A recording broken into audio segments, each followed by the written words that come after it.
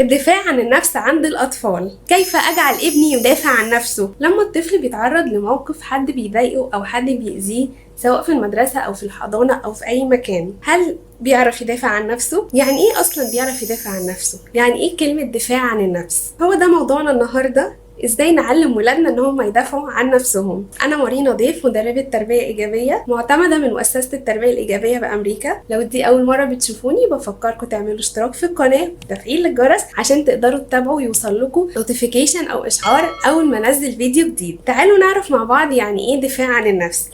الدفاع عن النفس ببساطة كده يعني لما الطفل يتعرض لأذى أو حد بيضايقه أو بيرخم عليه أو بياخد منه حاجة غصب عنه، الطفل ده يكون عنده قدرة إن هو يحط حدود ويقول لأ للشخص اللي قدامه، ويقدر إن هو يطالب بحقه ويوقف الأذى ده اللي ممكن يكون بيتعرض له. طيب تعالوا نفكر إزاي ممكن نعلم ولادنا المهارات دي، مهارات الدفاع عن النفس. في رأيي إن البداية دايما بتكون جوه البيت. البيت هو الأساس، والتربية والطريقة اللي بنتعامل بيها مع ولادنا في البيت هي الأساس. تعالوا ناخد نقطة نقطة ونشوف احنا في البيت بنتعامل ازاي، وهل في أخطاء ممكن نكون بنعملها بتسبب ان ولادنا ما بيعرفوش يدافعوا عن نفسهم. أول نقطة معانا، احنا قلنا الدفاع عن النفس يعني الطفل لما يكون بيتعرض لأذى أو إيذاء سواء كان نفسي أو جسدي يقدر ان هو يوقفه. طب يعني ايه إيذاء نفسي أو جسدي؟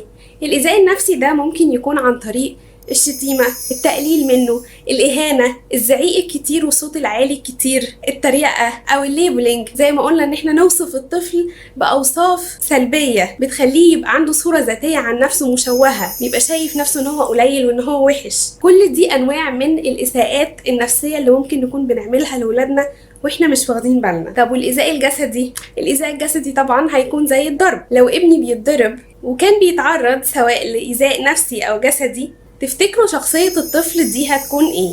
تفتكروا ده هيأثر على شخصيته ازاي؟ الطفل اللي بيتعود على الإهانة سواء كانت إهانة لفظية أو إهانة جسدية هيطلع حاجة من التلاتة. لإما هيطلع طفل خاضع، شخصيته ضعيفة جدا، ما بيعرفش يدافع عن نفسه، ما بيعرفش يقول لأ، وممكن فعلا يكون شايف ان هو وحش وان هو يستحق الإهانة دي، ما بيعرفش يحط حدود لنفسه لأنه ما تعودش يعمل ده في البيت. أو ممكن يكون طفل بيسعى لإرضاء الآخرين طول الوقت، زي ما بيسمى في كتب التربية approval junkie، أو الشخص اللي بيسعى دايما إن هو يرضي الناس اللي حواليه عشان يتجنب الإساءة أو الإيذاء اللي ممكن يحصل له منهم. تالت نوع إن هو ممكن يكون شخص متنمر أو طفل متنمر، يعني بيتعامل مع اللي حواليه خاصة اللي أضعف منه بنفس الطريقة اللي بيتعامل بيها في البيت. ممكن يكون بيأذيهم سواء نفسيا أو جسديا، ودي بتكون طريقته للانتقام بطريقة غير مباشرة من اللي حواليه اللي أقل منه والأضعف منه زي ما اتفقنا. فلو أنا عايز أعلم ابني إن هو يعرف يدافع عن نفسه، يعرف إن هو يحط حدود ويخلي الناس اللي حواليه تقدر تحترمه، فده محتاج مننا إن احنا نبدأ من البيت. تاني نقطة اتكلمنا عنها إن الطفل ده يقدر يحط حدود ويقول لأ. تعالوا نشوف احنا في البيت بنعمل إيه. هل الطفل ده في البيت من حقه إن هو يقول لأ؟ هل من حقه ان هو يختار؟ هل بنديله الفرصة دي؟ هل بناخد رأيه وبنحترمه حتى لو كان ضد رغبتنا في بعض الأوقات؟ الحقيقة ان النقطة دي مهمة جدا، لان ولادنا لو ما تعودوش يقولوا رأيهم في البيت ويتسمع ونحترمه، هيكونوا خايفين يقولوا بره، هيكونوا خايفين يتكلموا ويعبروا ويحطوا حدود للناس اللي بتضايقهم او بتأذيهم. رقم 3، الاحترام، ان هو يعرف يخلي اللي قدامه يحترمه. وده يجيبنا لسؤال مهم، هل احنا في البيت بنحترم ولادنا ولا شايفينهم ان هم كائنات اقل مننا وهدفنا هو السيطرة عليهم وان هم يسمعوا كلامنا ويطيعوا اوامرنا وبس؟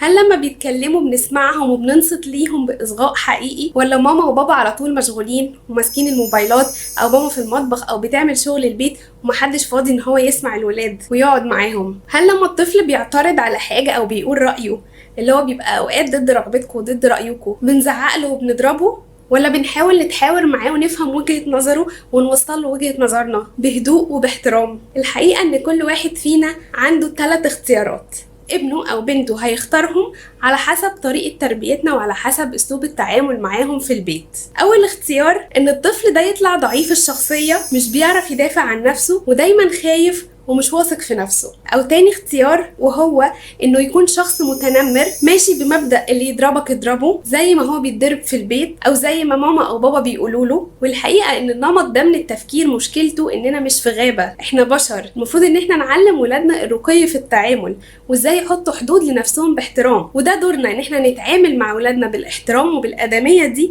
عشان هما كمان بدورهم يقدروا يتعاملوا بالطريقة دي في المجتمع. تالت اختيار هو انه يكون شخصية قوية واثق في نفسه، بيعرف يحط حدود ويقول لأ ويخلي الناس تقدر تحترمه ويقدر يطالب بحقه في الاحترام بدون تجاوز. القرار في الاخر يرجع لكم. ولو كنتوا عايزين ولادكم يختاروا الاختيار رقم 3 يبقى ضروري تشوفوا سلسلة فيديوهات الثقة بالنفس عند الأطفال اللي اتكلمت فيها ازاي نبني ثقة الطفل في نفسه وفي قدراته. وكمان استنوني الفيديو الجاي هنتكلم فيه بالتفصيل عن كيف أقوي شخصية ابني وايه هي أفضل أساليب التربية اللي نقدر نستخدمها عشان نبني في ولادنا قوة الشخصية والثقة بالنفس. لو استفدتوا من الفيديو ما توقفوش الاستفادة عندكم وساعدوني ان احنا ننشر الاستفادة لكل الناس عن طريق مشاركة الفيديو مع كل أصدقائكم. وما تنسوش تعملوا اشتراك في القناة وتفعلوا الجرس عشان يوصل لكم نوتيفيكيشن أو إشعار بأي فيديو جديد بنزله. شكرا ليكم ولمتابعتكم.